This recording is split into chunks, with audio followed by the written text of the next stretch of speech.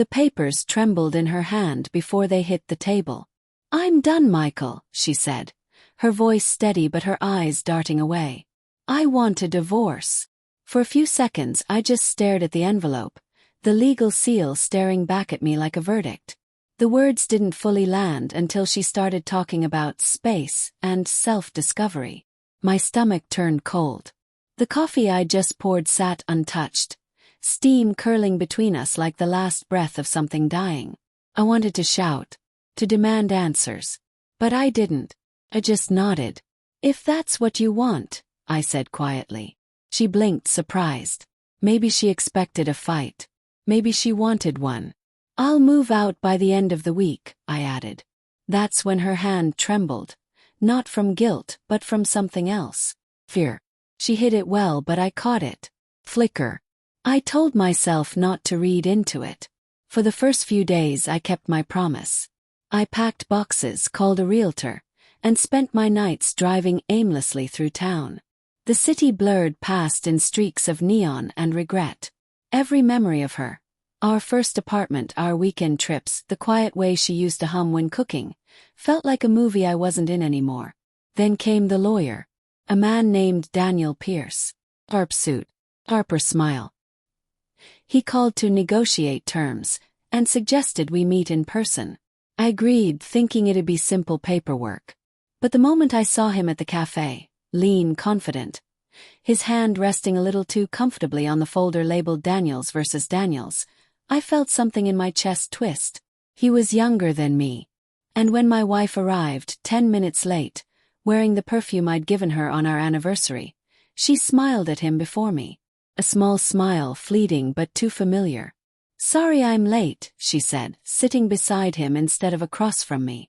That was the first crack. The meeting was polite, professional even. Until I noticed how easily they spoke to each other. The subtle in-jokes. The unspoken rhythm. The kind of ease that only comes from time spent together outside of office hours. I left with a hollow feeling in my stomach. That night I couldn't sleep. Every sound in the house, the fridge hum, the ticking clock, felt like static pressing against my brain. My thoughts looped endlessly. Was he just her lawyer? Or something more? By midnight, curiosity turned to something darker. I opened her old laptop, the one she hadn't bothered to wipe. Most of it was empty, but in her emails, buried under months of receipts and newsletters, I found a thread titled Strategy. It was from Daniel. The first few lines were dry, full of legal jargon. But then came the personal notes. "If we get him to sign over the property early, you'll be in the clear before the hearing. Don't worry, I'll handle him. He seems like the type to fold when you look sad enough." And then the one that gutted me. "Dinner tomorrow night. Same place. I'll bring that bottle you like." I stared at the screen until my vision blurred. The cursor blinked at me, mocking, as if waiting for me to reply. It wasn't just betrayal, it was premeditated. Calculated. For a moment I couldn't breathe. My chest tightened, and I felt something primal stir beneath the grief. Rage. Cold, deliberate rage. But I didn't act on it. Not yet. The next morning I called her lawyer's office. Pretended to be cooperative. I told them I was ready to finalize everything. Quickly. They seemed almost pleased. 2 days later I met them again. This time I brought my own lawyer. Someone quiet, methodical, and brutal. We went through the documents line by line. And that's when my lawyer, Mr. Graves, a man who smiled only when blood was in the water, pointed out something subtle. "Clause 7B, he murmured. "She gets full ownership of the lake house if you sign without contest. No mention of joint contribution, though records show you paid the mortgage." I looked at Daniel, then at my wife. She wouldn't meet my eyes. "Interesting," Graves continued, tapping the paper. Almost like someone intentionally removed that clause from the earlier draft. Daniel's composure cracked for the first time. "That must be an administrative error," he stammered. "Sure it is," Graves said with a smirk. "We'll let the Bar Association decide." The silence that followed was thick enough to choke on. When the meeting ended, my wife followed me outside. Her voice trembled. You went through my emails. No, I said flatly. You just told me everything I needed to know. Her eyes widened, and for the first time I saw the guilt, raw and unfiltered. It wasn't supposed to be like this, she whispered. He said. But I didn't want to hear the rest. I walked away, the autumn air cutting sharp against my face. In the weeks that followed, the divorce stalled.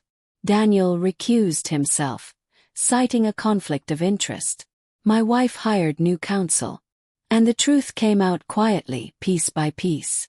They'd been together for 6 months.